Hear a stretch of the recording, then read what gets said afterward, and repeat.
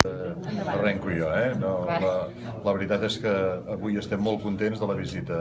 del conseller Puigneró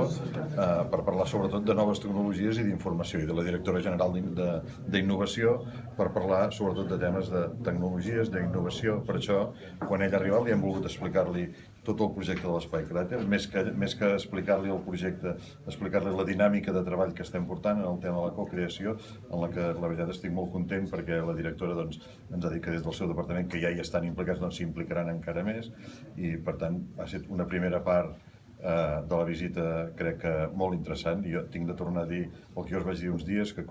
potser a nivell local no, però que la que m'aixeco una mica, trobo consens per tot, trobo col·laboració per tot. És la tercera conselleria que públicament parla amb nosaltres d'aquest projecte, s'interessa, ens recolza, i per tant crec que per a mi aquesta part valia la pena explicar-la. La segona part és que el conseller s'ha pogut reunir amb diversos empresaris, amb persones que treballen en el món de la digitalització, de la informàtica, de la connexió a través de la fibra òptica.